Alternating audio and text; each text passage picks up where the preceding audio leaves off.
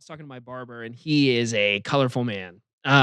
And has A lived barber's a he's colorful lived- guy? No he's lived way. a life. He's got a lot of different experiences, yeah? Yeah, and in more words than I will say, and most of those I would just remove the expletives, and it becomes like a 10-word statement instead of 100 words. But he was just telling me about this. Like his son was getting his hair cut right before me, and he was telling me about his son. And this is a hard dude, like a hard dude, yoked out of his mind, and just grew up tough. And he was like, I beat the, like I beat the crap out of my kid. Not like in I punch him or anything like that, but like I let them, I discipline them. I'm incredibly hard on them, but I match it with a full heart of love. And even admitted, like, I'm not perfect at it, and I'm sure he's not perfect at it, but he's like, I'm insanely hard on my kids, but they know why I'm being hard on them, because I love them so hard. Like I will push them to get better grades. I'll never let them talk to their mom the way that they've talked to their mom before. I tell them what to do. I discipline them like physically when they do something wrong, but I'll go and lay with them in their bed to help them get to sleep. I'll tell them how much I love them every single day. I'll look them in the eyes and ask them questions about their day, and ask them questions about who they want to be when they grow up. And it was like, it was such a simple, I'm only thinking about it now. And this dude, I would not say he's the epitome of chivalry, but it did hit me like this man is fully living out, trying to fully live out this reality of, I'm going to be hard, and I'm going to defend a line, and I'm going to be incredibly loving. Like what you were talking about with Eliza. And I just think that's super interesting. Was recently down in Florida, and I was flabbergasted by sitting. So I was in downtown. I was kind of all over the place, up and down the Gulf area, but was staying in Venice for the afternoon, which is near just south of Tampa. And so I got lunch with a friend there, and we're sitting there watching all these people, and I counted 5 different people that were walking their dogs in strollers. And most of them were men. That's and I was tough. like, you need to hand me your man card right That's now. tough. I feel like I've never seen something more exemplary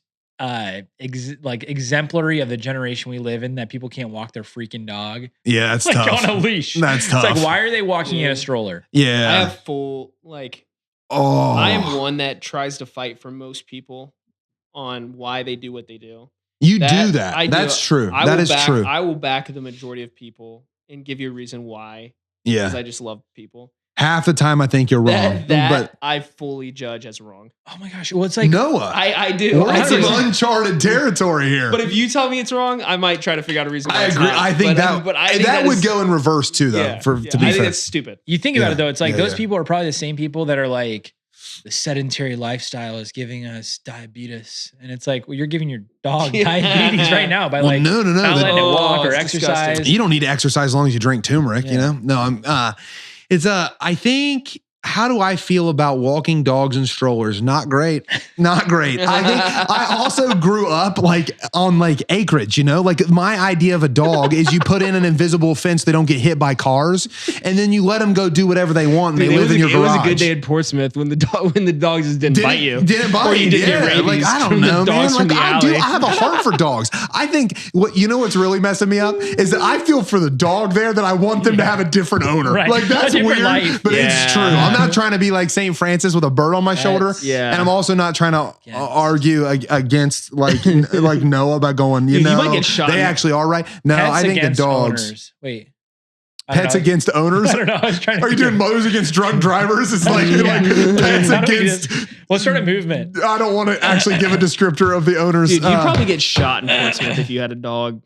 If you had a dog. Oh, no. You get your stroller stolen and they throw the dog out of the stroller. The dog would be better off and you didn't deserve the stroller anyway. So I think you should move there.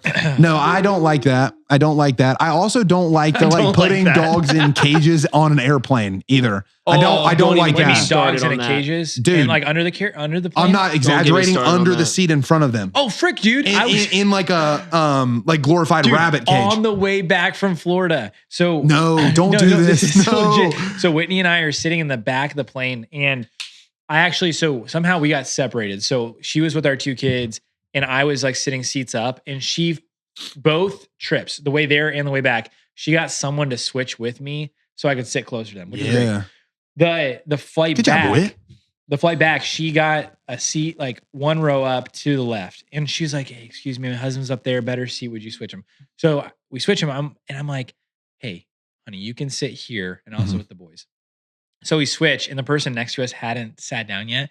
And so I sit with the kids, and they're just locked in on the iPads, and I'm sitting there. And then the person comes in with a little Shih Tzu in a little. That's what I'm saying, dude. And places it under the seat in front of her. And I just lost it. I was laughing. I was looking at her, and she was like, "You son of." I don't have much mercy for animals in general. Like I don't understand. In my mind, and this is not like feeling like any sort of alpha. Can we build up your for looking at you? Wrong. Like no, I don't. No comment. But no, I have never, and this is not like some stupid alpha male comment. I legitimately have always thought in my life since I was a child, why would you have a dog except for pure utility? Like what would be if I'm having a dog, it's going to be an outdoor dog. It's never coming inside the house. Yep, let it leave in the garage. It's going to be a protection it can have a space dog heater that freaks out when people drive up. And I don't that's the only reason I would ever have a dog. Like can I give a case? One other thing that I think owning a dog can do. A dog, didn't you? Yeah, well, we never had any animals. If you have a family dog, the dog is usually the first thing the kids ever experience dying. And I do think there's a power to that. Like learning how to lose something. Is that a fair take? Is that a fair take? Is that a fair take? So like your dog, so if you have a family dog that, is growing up alongside you, they're not going to live past 14, 15, 16 usually. Definitely not past 20. Like one of the first things you'll experience dying is a dog. And I think there is something... no, you're right. Brad's taking it too serious about dogs in cages. No, I'm just saying, like, have you sold this to Nina yet? I have. Is she down for that? No. We're going to teach our kids what dying feels like. How high pitched did I just get? No, I don't think that she's down for it yet. I actually agree with your case. I do think there's a case. If any like of your wives would be like. Any of your wives. Yeah. Because you got 7 I don't think so. I get it. I'm not saying that it's definitely, I might be just building a case. I agree with you. I think it messed me up. Like when you, like Petey, our first dog, I have pictures of me. Listen to this. No. I need you to take this serious. I need you to sit with me and I need you to empathize. No. Come back. Okay. Petey was an Irish setter. Do we got any dog? Please, like, someone comment something to my credit. Like, Irish setters are the best dogs ever. They are so wild and they get after it. Like Petey, imagine this. We would throw a tennis ball out into the Ohio River. If you've never been to the Ohio River, it's not a creek. It's a river. It's large. And you throw a tennis ball out there and the current's so strong, Petey would chase down the tennis ball, come back an hour later. No, he never died that way. He would come back an hour later and he would drop the tennis ball and look you in the eye to do it again. It's the right type of dog. I'm just telling you. Petey was like, I drank out of a kiddie pool next to Petey. I peed on the same trees as Petey did. I mean, this is real stuff. And he died when I was like 6 or 7. And that's like a tough thing. As a kid, you're like, I've never had anything die. Wait, can I tell you, can we close with, because we've been spending some time on this. I know. Can we close with this bonkers? I got passionate. I agree. I don't know how it happened. I need you to hear that I actually agree with you. Okay. I do fully agree with you. That made me think of this though. This is the most bonkers story from my dad's childhood. Okay. So this is freaking crazy. My dad and his brother, they had a dog when they were kids. Mm-hmm. And my grandma, I love my grandma, and I hope I'm not like slandering her by saying this, but it is true. This is what happened. This was in the early 70s. Their dog was exhibiting signs of like, not gonna make it. Yeah, right? Yeah. Got something going on. So I'm not kidding you. And they're in Columbus, right? Dude, you are playing with that mic so much. I know. Because he's trying to get the punchline. It's gonna be challenging. I can feel it. My grandma doesn't tell my dad and my uncle that she's gonna go get rid of this dog. But instead of like doing it like many normal Americans would do, she drove up to Hoover Reservoir in the woods. Like there was a lot of wood in. I wasn't gonna say, but there's a CBS special on her dog murder. So listen, she dropped the dog. She dropped the dog in the woods. And to die. Just left. And now this is the 70s, so like this area on this side of Columbus wasn't that built up. Yeah. So no joke, left it in the woods to die. I'm not kidding you. That thing showed back up. My dad. I'm not kidding you. There's so many places this could go. 4 years later, my dad is at his cousin's house. There was a family event. My dad's dead, so So you can't really, but he did. You can't fact check this. Is that what you're saying? As I can remember him telling the story. 4 years later, they're at my cousin's house on the north side of Columbus. My dad said he looked. No. And in the backyard is that same exact dog alive. And he said he had so many questions for his, because they never told, my grandma never said that he died. So they just said that, like, he went off somewhere else. He was in a different place. He's just gone. And he said that was the scariest moment of his life, seeing that dog. That is. He was. Could you imagine? No, you that? feel like you're in Inception. That's what you feel like. You're like, I don't have any context for this. So you guys were acting like the Petey story was something. What is this? Okay. Is that not crazy? Now you know more things about our lives. But well, if we are judging the dog stories here, Sam's hanging out with dudes that walk their dogs in strollers. Noah's dad's dog is apparently He-Man. Is back for vengeance. And Petey's the greatest dog of all time. I think that's probably a fair paraphrase. Could you imagine though being my grandma? She's like shit. Yeah, that dog shows up. Definitely, She's like, definitely. Yeah. She's like, I thought I had this thought through. Oh man. Well, I didn't expect the opening to go there. Really, well, I think I don't even remember what we were going to talk about. No, I'm just kidding. No, I have the angle this time. So again, listening for the first time, Modern Man. We talk about redeeming and rediscovering masculinity in the modern world. We're taking a rediscover angle for this episode, and I know that we've talked about it a little bit, but I want to talk about rediscovering chivalry. So rediscover chivalry. It's funny because even that word is like fallen out of like even really meaning much to us. It's funny because I think the one time we hear chivalry is when we're like hearing like an older person go, chivalry is not dead. You know, it was actually funny. I was with my family recently and we were out to a breakfast spot here in Columbus. And as we were walking in, I was just holding the door open and like seeing people through, and an older couple was coming out as we were going in. I just kept the door open so they could walk out. And as they were walking out, you heard the older woman say exactly that. Chivalry is not dead. And I after that, like had in my mind a curiosity, because I actually never really knew what the word chivalry meant. I always thought it kind of meant like gentlemanliness, you know, like being a gentleman. And I looked it up, and chivalry is actually pretty awesome because it comes from the understanding of the virtues that would be most aptly describing a knight. And so like it was originally used to indicate like an excellent man, like a man who had the things that were needed to carry out what a man was made for. And I just started kind of thinking about that comment is like, oh, so opening a door is what we now think of as chivalrous, which I think has a point to it. But then I started kind of diving into what when we say chivalry, are we actually like indicating as like the two legs that like a chivalrous man or a knight would stand on. And as I was thinking that through, I read through like a list of virtues that would be considered chivalrous. And some of the virtues were like, on one hand, it was like patience, kindness, temperance, like the ones that we would associate virtues, with cardinal virtues. And then also some like fruits of the spirit, right? Like we're looking at like the kind of lamb, like we've talked about this before, but like lamb side of like softness and approachability and caring. And then on the other side, it was like strength and zeal and just like certain things that we would probably, again, we've used this dichotomy, but we would describe as more like lion-like tendencies. And what I started thinking through is that the chivalrous person, so if we're rediscovering chivalry, I think chivalry is something that was had in the past that we've lost today. And I think the reason we've lost it today is because we're inundated with comfort.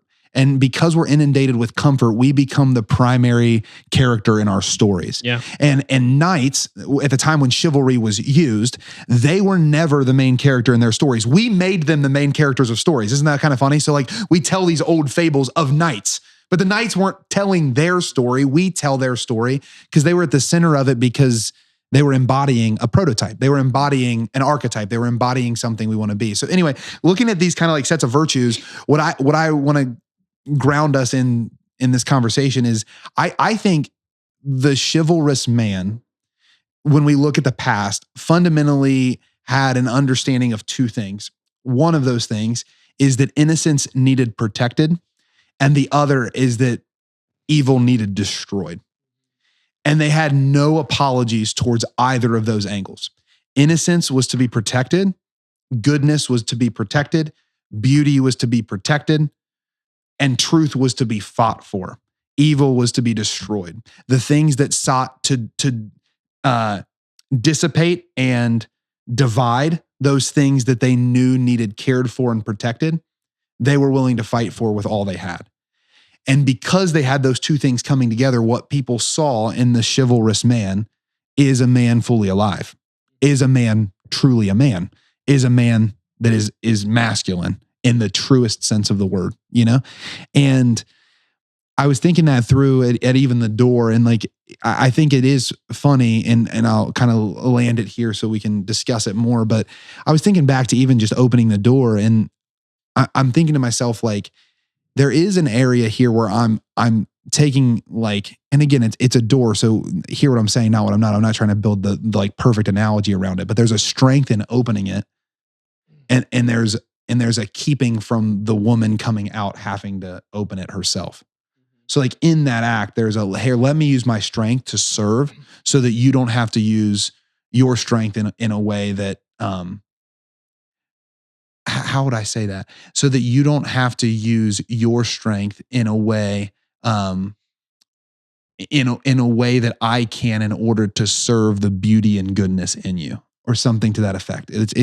There's a dynamic in that act that I think does kind of get to this, which is why we say chivalry is not dead when we see things like that. But I wonder what you guys think. So I think there's, just to paraphrase, chivalry is what is most aptly used to describe a knight. Knights fundamentally had these attributes of approachability, availability, like steadiness, and on the other side, like a real strength and ability to stand in challenge and in disagreement and to hold a line. Yeah. And when those two things come together, I think we find the chivalrous men that we used to have that I think the world's begging for now. Well, can I ask you guys, who are the two, or not two, but for each one of you, who is the person, when you think chivalry, who's the first person that comes to mind in your personal lives, and why? I have an answer, but it's probably because of a recency bias. But like, and he's not like in my life in the sense of like I see him every day. But recently, I heard a podcast where Matt Fratt interviewed John Eldridge, and when I think the thing I'm laying out here, I think of someone like John. Mm-hmm. And I don't say that to flatter him, and I'm not sure if he'll ever get to listen to this, but I hope that he does. I think the reason that I say that is because John is the sort of man that when he speaks about the feminine beauty, there's this like, there's this fatherliness to it. There's this tenderness to it that is really, really whole. And then when he talks about like the ways that we as men were made to protect that and defend that, there's this real zeal that comes, and like a strength and an authority that I just admire a lot. And so when I think of a chivalrous man, and you could even read it in what he writes when he writes alongside his wife, like just the way that he wants to serve and the way that he's chosen to fight, I think is just admirable. It's one of my favorite podcasts. If you're listening to this one, I would encourage it. It's 3.5 hours. So if you're not used to long form, you can break it down, but that would be my, again, recent answer. Yeah. I don't know that I have anyone that like, I mean, I'm sure there's people that if I sat here and was like thinking of, embody it in one way or another. Yeah. Can I go a direction though of not like, because you said this, and I wasn't thinking someone in my personal life. Yeah. But like Robin Hood. I don't know if you guys have you. So I'm going to go a different direction and totally not answering your question here. But when you were speaking about chivalry, I was like, okay, you guys know the story of Robin Hood. Mm-hmm. Have you seen I'm thinking more specifically the 1970s Disney Fox yeah, one. Totally. Okay. I've watched that like probably 4 or 5 times with my kids. They love it. It's a great movie. Yeah, that is awesome. Yeah. And stories like that still last. Yeah. You can get in the morality of, okay, he's stealing and stuff. But he's like, there's this sense of Robin Hood has this sense of code of conduct, if you will. He's like, I am going to take from the rich and then give to the poor. And it's just not even just this rich person. It's this like corrupt rich person, right? Mhm, Someone mhm. who's hoarding and someone who's keeping away Yeah. and someone who's sending tax collectors to take and steal from the very little that people have left. And he becomes this hero who's truly, when I think chivalry, I think sometimes people can kind of eye roll, especially kind of in the culture we find ourselves in now of, oh, that's just like, that's misogyny. That's the patriarchy. You're just trying to tell women that you men need to serve them and that women aren't okay on their own and whatever. Yeah. And it's like, I think in therein, what you see is someone who gives, really, I mean, there's nothing in it for Robin Hood. He's not taking like a cut of the pay. He's just like, Yeah. he's literally like going, and giving his life in really powerful ways to, you know, provide for the turtles and for Mrs. Little Fox. John. Little John. Is that where Little John comes from? Little John. Robin Hood and Little I John. don't actually know. Robin Hood and Little Yeah, it's a good John question. walking through the forest. To To the window. It's a good. I mean, it's a really good. Yeah, it's a good remix. Mommy. That is such a good movie. It's a great movie. But anyway, I bring that up because I think that when you ask that question, Noah, that's who comes to my mind, and I think it's because of the code of conduct. I mean, that word kept coming to my mind as you were sharing, Brad. Is like there's a code of conduct that they live by, a rule of life that many of these men I think about live by, and I think that that's what informs kind of the chivalrous attitude. It's not, and you're not saying this, Brad, but it's not reduced to opening doors or to professional behavior. Yeah. But there's something of like, there's a way of life that a man has committed himself to that ultimately is to the service of another. I think to a point you're making too, like I think the reason the door thing's so interesting to me is it's actually it's not right because she couldn't do it. Yeah.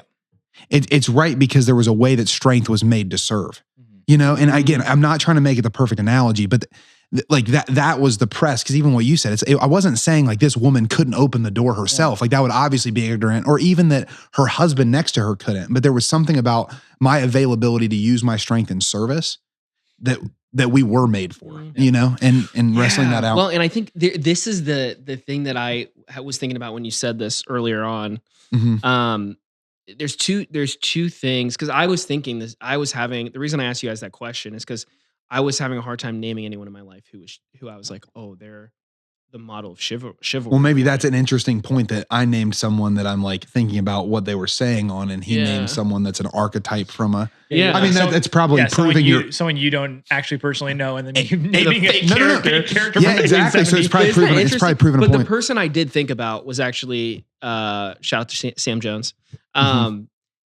Sam Jones, because and then I was kind of thinking about who he is and what makes him chivalrous. And the two things that I came down to, and this goes to what you just said, is the two things that I think matter the most is courage and honor. Because I think like when I look to a lot of men who aren't chivalrous, because most, like, we're from the Midwest, like the majority of the men who we run in circles with, who, you know, had 2-parent households and lived in a little bit more of a privileged life, their parents usually raised them with like good manners, like ways to treat people. A lot of us become sellouts, myself included, out of fear. Like we start talking about women a certain way out of fear that we won't be accepted. We start, degrading others out of fear that if we don't degrade them, then we'll be degraded. Like I think, and that's what I see with like getting back to your point of like, why does a woman? Why do we? But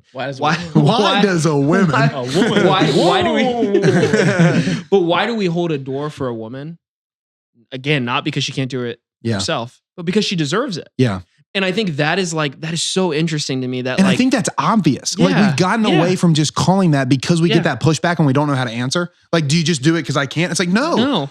And kind of people always understood this was a good thing. Yeah. And so it's hard for me to defend something that everyone's always taken for granted to be right. Well, and it's like she should be treated like, I hate like, hear what I'm saying princess. Here. But like, she should be treated like a queen, right? Yeah. And I don't want to, there's those like fake, I've heard of these stories. I don't even have Instagram of like the fake, like Instagram influencers where the wife's like, say that again, honey. And he's like, I just don't think the woman should And they're like, and all the girls are like, where can I find a man like that? And all that's like, that's not what I'm saying here. I'm legitimately serious. Like, they deserve it. And that's the protecting of innocence too. Like, totally. You have to believe that that human beings have dignity that deserves to be protected. Yeah. And the reason we go off, like the reason I was an idiot in middle school and high school and still kind of am sometimes, but particularly in middle school and high school when I degraded women by talking about horrible things about them, talking about their bodies,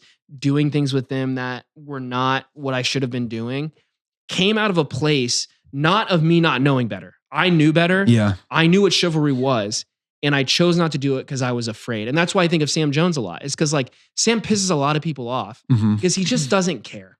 Like he's just not afraid. He's not, or he cares too much. He's like, doing what he feels to be the right thing in the moment. And he's going to hold always. the freaking line. Yeah. And then when ish hits the fan, and like if you're out with him or anything and he feels like something's wrong, he's going to freaking say it, whether it makes you uncomfortable.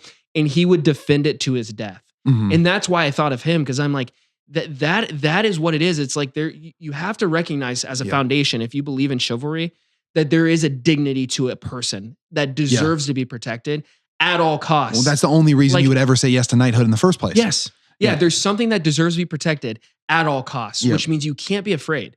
And I think that's the reason, like, I think one of the biggest reasons we as men, we struggle with it. That's the reason people say it's dead, is because we were raised believing there was dignity, and we do even believe there was dignity. But when it comes time to defend it, we're too afraid to defend it. Yeah. And that's what I see. And sometimes it's because we don't believe we have dignity. Yeah. That's what made me think about it. Check out how interesting this is on what you're saying. And then also the Robin Hood idea. So I just looked up definition of chivalry, right? I did like a deep dive where I was reading things about chivalry, but never just looked up the definition. The chivalry is the combination of qualities expected of an ideal knight, especially courage, honor, courtesy, justice, and a readiness to help the weak. So like that, like, there's just something, and I like how you were saying it's almost natural. Like we do know better. Like it doesn't matter like how you were raised, like, you know, but there's something written into our nature about like, about this, that like we either are like moving away from in pursuit of something else, or that we're afraid we're not enough to do. So we kind of hide from it. But I like, and it breaks down, right? Like there's other definitions, like one's courteous behavior, especially that of a man towards women. And again, but you're seeing how those things are the things that allow us to act appropriately towards women. And I do like the dignity of life, like idea within this, but I thought that was so interesting. Yeah, it's very interesting. I think it makes me ask the question myself of, what does a culture look like that is devoid of men who protect innocence and destroy evil? And I think it's a culture of chaos, and I think it's a culture we live in. Culture we're living in. Yeah. And I think that's fascinating. Yeah. And I think it's so prevalent too, because it goes into so much of what we talked about. It's like men really are kind of mocked in a way of, or looked at. Totally. I mean, whether it's by women or by men, it's like, I just think that there has to be a courage to stand up for what's right, devoid of consequence. And I think what you were just sharing, Brad, too, is I agree with what you're sharing to a point of we know better, but because we've lived in a culture that is devoid of those two things, a lot of people don't. Yeah. A lot of people don't know. Fair enough. It's like you've got people that are being in like, this is why people are so hungry for initiation and a code of conduct and a people to belong to. This is why gangs are so prevalent in areas where there's no fatherhood and there's no brotherhood and there's no sense of direction in life. It's, oh, you're saying if I join this group of people, I have an identity. Oh, you're saying if I join this group of people, I matter. Yes, all the things. I have a rule of life to live by. It's us versus the world.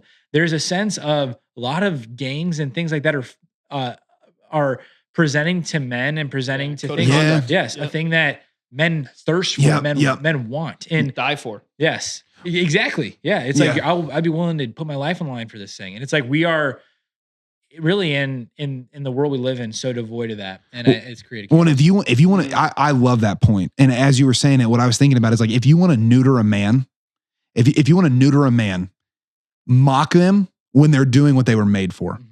Like that will create wounds that they will have to work out of for a long time. So like the moment they step up and actually do the thing that serves beauty and protects innocence, mock them religiously.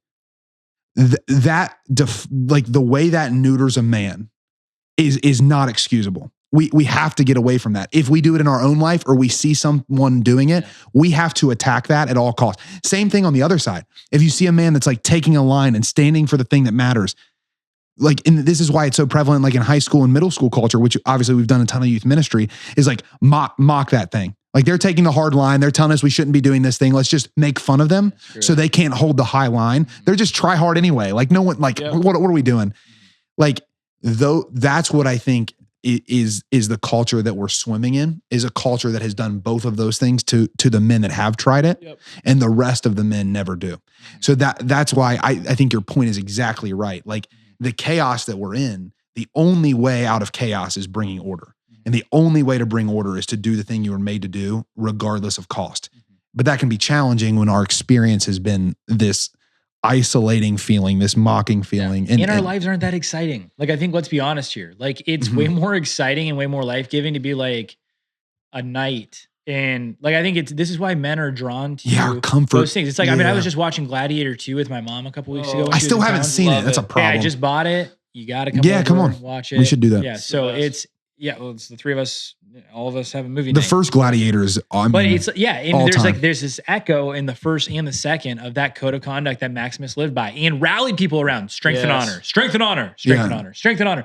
And it's like, there's this something here. Strength and honor. Yeah. Of this rallying, because there's something you're fighting for. And I think most dudes, what the hell are you fighting for? You're getting up, probably not at the time you want to. You're going to a job most people don't like. You're just tolerating. You're just going through the motions of life. There's nothing to actually fight for. And I think that's one of the saddest things about the Western world, is that you have to seek for something to fight for in most cases. Like, I think most people could just go about their life in a way where it's just like, truly, it's I get up, I eat, I go to work, I probably eat out, I come home, I watch TV, screw around, go to bed, do the same thing over and over and over again. No wonder your life feels devoid of purpose. No wonder your life feels devoid of meaning. It's because you have nothing to serve. You have nothing that you're protecting. You have nothing that you're destroying. You're just a passive bystander to your life. And you're made for more, right? Yes. Like there's something calling out in each of our hearts of like,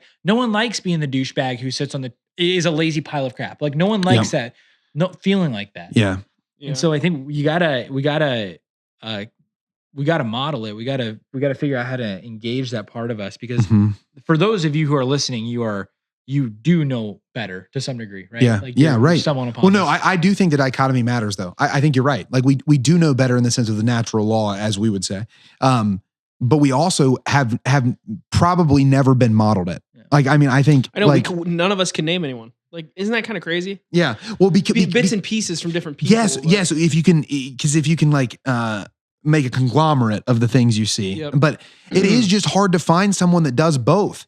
Like, because in my life, if you give me one leg, I can name you a dozen guys on each leg who can defend innocence. But when it comes to the two, like, how do you walk both out? Like how do you? And that's why I love like the responsibility. We talk about it here all the time, but like, if you're like in a season of life where you're just like, go date, like get married, have kids, like, because it does something to you. Like, you want to be the sort of father that a son comes to whenever the son wants to learn what it's like to be strong. And you're the father that wants to like be there whenever your daughter comes and needs protected. Like that, you can just see it. It's archetypal. I'm not saying that as a stereotype. I'm saying it as an archetype. Like we can see that. And when you see it in real life, like I was like blown away, and not to repeat a story I've already told, but like I never expected to have a daughter. It had just never crossed my mind. I don't know why. I'm not saying that's logical. In my life, I've just worked with a ton of men in every season of my life. So my expectation was just, hey, when we get pregnant, we're going to have a little boy, and I'm going to lead in this way. And I'm excited for that, you know? And we got the results back, and I saw that I was going to have a girl. And I was like, I've just never thought about this. Not that I wasn't excited. Like, I think that would be overplaying the hand. Like, I think I was excited. I was like joyful. I just didn't expect it. And then having a daughter, like I've even seen the ways that I'm like, she fell the other day and was like crying. And I was like, if that would have been a son, I just would have handled it. I just would have handled it different. Like, but I was just like, hey, come here. Like I would have done the same thing with a son, but even the way I would have helped, like, it's just like, these two legs are just evident as you start taking responsibility for protecting beauty and for really holding a line. And I think we're in the perfect environment to do the two things. What you said there is interesting, that you can have on the two legs, you can find one leg really like we all know men it's the whole like you're allowed to make fun, or I'm allowed to make fun of my brother, but you're not allowed to make fun of my brother, right? Like Totally. we have the men who defend innocence like it's their job, Yes. but they're not dignifying you, right? They're gonna make fun of you a ton, but when stuff hits the fan, you know they're gonna beat up that other person. Yeah. Then you have a ton of people who are like buddy with you in the room, Yeah. and then when the battle comes, they're like, oh, Will they want show to be up on the buddy with line? them Will too. they show up on the battle line when it's and so wrong? you have both of those men, and I think that's the struggle we have right now is that one we call soft and one we call too hard. And it's like the guys that are defending innocence out there and then fair. won't dignify you here. We're like, that's too hard. And that is true. And the guys 'cause it that are can be just calloused. buddy with everybody, they're just kind of a snake. And we're like, you're just soft because you're afraid of conflict. Yeah. And I put myself in that category a lot of times too. Like, and so it has to be both. We're like, I was talking to my barber and he is a colorful man. And has A barber's a colorful guy? No he's way. lived a life. He's got a lot of different experiences. Yeah. Yeah, and in more words than I will say, most of those I would just remove the expletives, and it becomes like a 10-word statement instead of 100 words. But he was just telling me about this. Like his son was getting his hair cut right before me, and he was telling me about his son. And this is a hard dude, like a hard dude, yoked out of his mind, and just grew up tough. And he was like, I beat the, I beat the crap out of my kid. Not like in I punch him or anything like that, but like I let them, I discipline them. I'm incredibly hard on them, but I match it with a full heart of love. And he even admitted like I'm not perfect at it, and I'm sure he's not perfect at it. But he's like, I'm insanely hard on my kids, but they know why I'm being hard on them because I love them so hard. Like I will push them to get better grades. I'll never let them talk to their mom the way that they've talked to their mom before. I tell them what to do. I discipline them like physically when they do something wrong, but I'll go and lay with them in their bed to help them get to sleep. I'll tell them how much I love them every single day. I'll look them in the eyes and ask them questions about their day and ask them questions about who they want to be when they grow up. And it was like, it was such a simple, I'm only thinking about it now. And this dude, I would not say he's the epitome of chivalry, but it did hit me. Like this man is fully living out, trying to fully live out this reality of I'm going to be hard and I'm going to defend a line and I'm going to be incredibly loving. Like what you were talking about with Eliza. And I just think that's super interesting. Yeah. Observation. Well, it also gets to that point of like, this is like something's written in us. There's a part of us that gets this. But I find myself coming back to your point time and time again, Sam. I think it's just like, it's going to take you being willing to stand out in a way that is different in a culture like the one that we're in, if we're going to really, really rediscover it. And to not be hardened by it. Like, I think what you shared was wise in the sense of, I think there are a lot of guys out there that are trying to do the right thing and might get mocked for it. Or even if they're not getting mocked for it, they're feeling the societal pressure. Yeah. Right? So I think you're seeing a lot of guys that, whether it's like the, leftist agenda that's pushing that like men can't serve women. Cause it's I mean, I think, being like watching the Daily Wire's thing of like, what is a woman? It's like the whole thing is basically showing how prevalent in society it is that woman. We can't answer a question that was taken for granted for right. And so all of human history. If we're questioning what woman is, then what is man? And if we can't get that right, then we can't really get much right, because man's role is to serve and to do these things that we're talking about.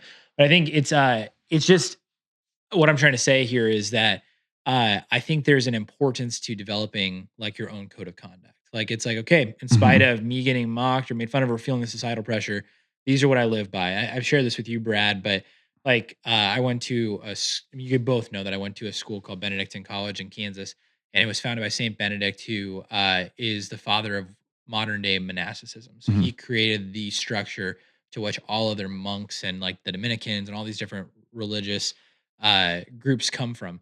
And he was made famous for the fact that he wrote a rule of life. So there is this saying in the Benedictines of you keep the rule and the rule will keep you.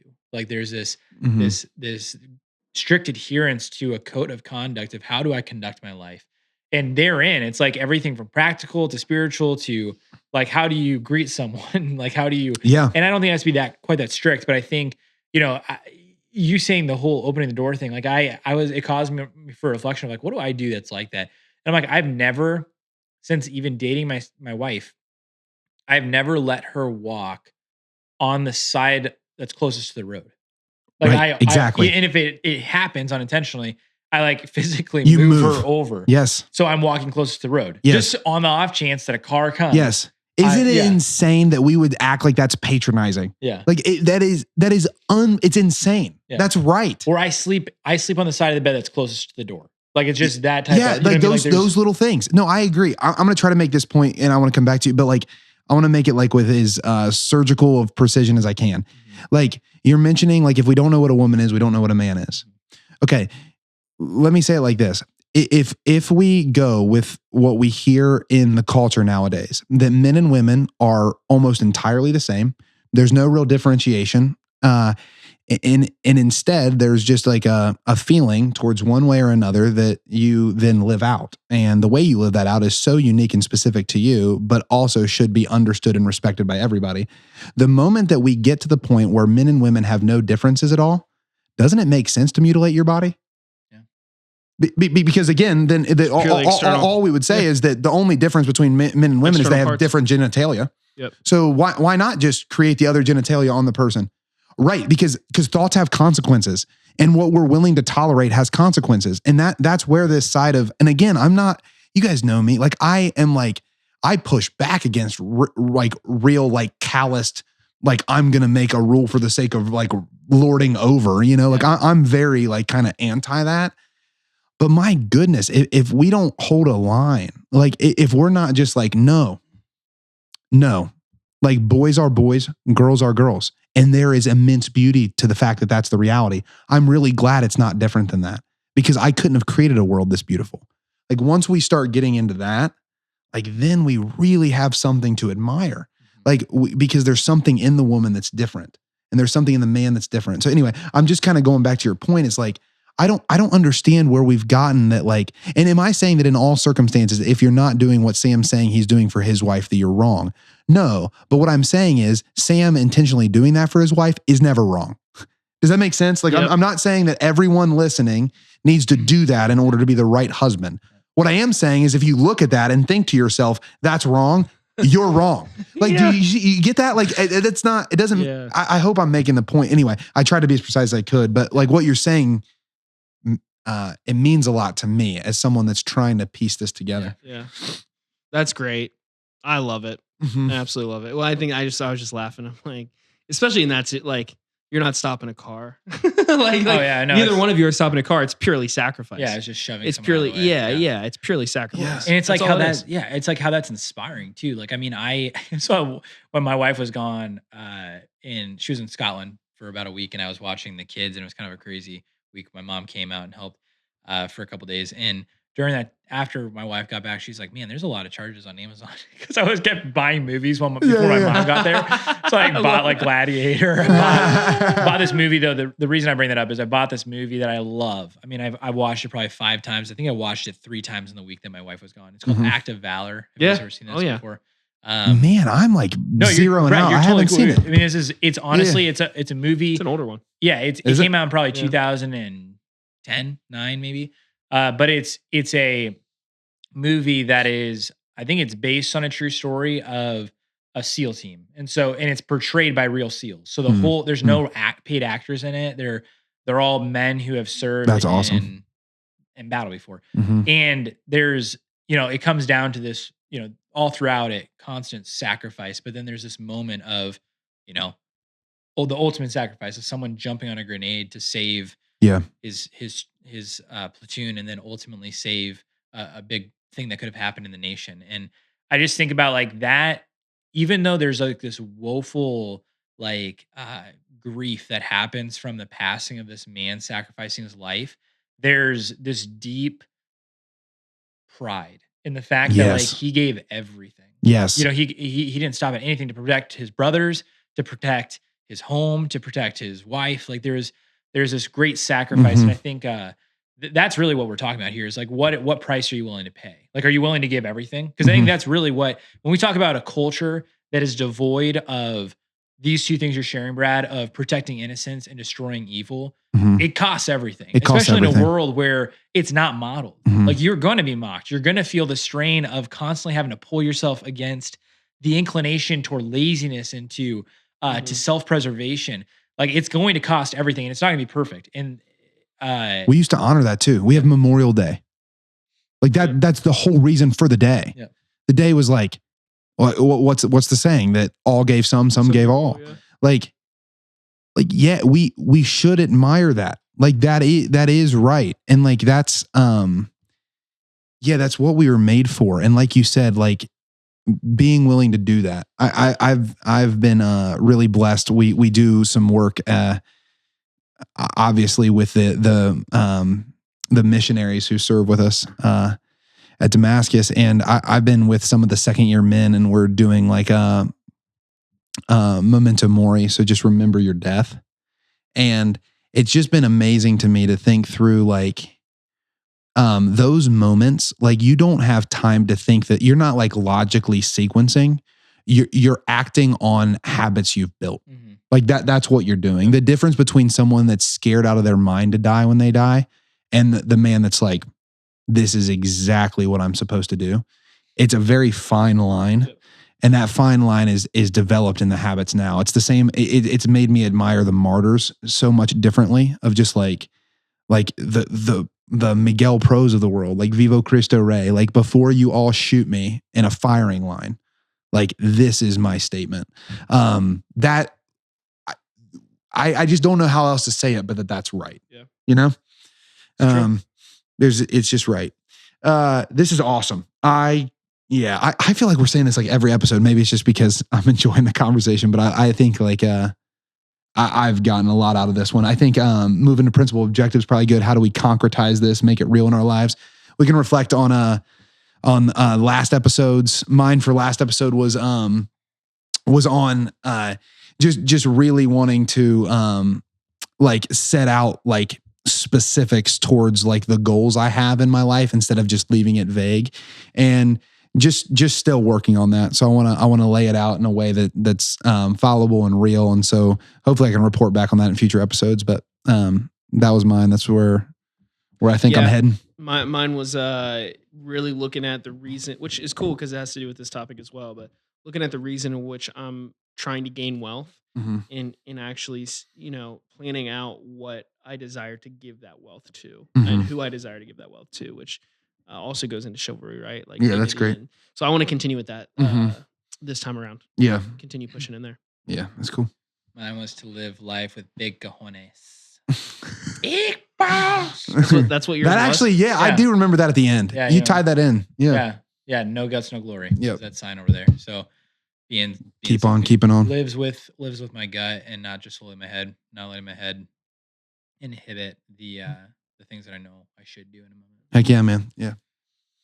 Well, let's stay to it. Chivalry. Yeah, I guess principal objectives this week. How are we getting PO'd? I like that because it's kind of fun. For me, that whole idea, Brad, I love what you're sharing of chivalry, some like innocence to protect. Yeah, protects innocence and destroys. Yeah. And I think sometimes if I look at my life, I'm probably the one who's wielding the hammer a little bit more. Like even though I can goof around and have a lot of fun, I carry a very intense attitude most of the time. So like I do goof around, but I would say most of the time I am pretty intense, and that can lead my life to be carried in a very intense way, especially with the people that I love. And I have to remind myself that I've got two very young boys that I'm developing and nurturing and caring for. And so I just think making sure that I'm not wielding the hammer all the time. Like I think that good, Sam, yeah. There's good discipline that does need to happen. Like today was a very hard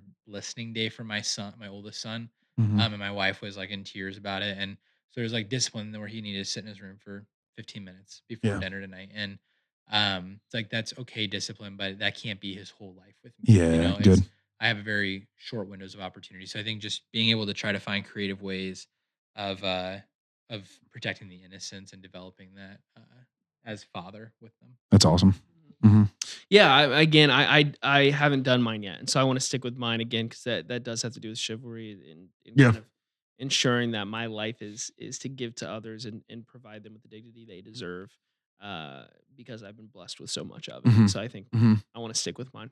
Yeah, I'm gonna work mine in too. I think in setting those goals, I want to build around a prototype that stands on those two legs. So like when I'm thinking through those very specific things in the different arenas that I'm developing, like really thinking through like, yeah, and how is that the sort of man that protects innocence, and how is that the sort of man that fights evil and destroys evil? Like I just, gosh, it just makes me feel alive, like thinking about it. Because I think kind of a little bit opposite of you, Sam. I think I think there's a lot of reasons for it, but I think I can protect innocence. Like I'm the sort of guy that like when I'm in one of our leadership meetings and I feel like someone's point is being belittled, I will just all of a sudden be on that side just to say we can't do that. And like it's like, whoa, there's like a huge like an overprotection sometimes. Whereas actually I think holding the line can be hard for me, where it's like, nope, non-negotiable. Like even winning someone over or developing the relationship isn't worth me compromising this thing. Sure. I struggle with that some. So anyway, holding those things in tension whenever I'm projecting out those specific ideals for me. This has been awesome. Again, if you're listening for the first time, keep joining us. We're posting usually every couple weeks, but we're kind of getting into a habit here. So join us for that journey. Subscribe if you haven't yet. Share this with someone that you think might benefit from it, or a guy that you think is in a place where he's starting to want to develop himself in a new way. I think this can be the sort of episode that really helps with that. And yeah, we'll keep doing this. Make your own principal objectives, live them out in your life, and we'll see you guys next time. Don't be a douche. We're doing that. That's the close. I kind of like it. Thanks.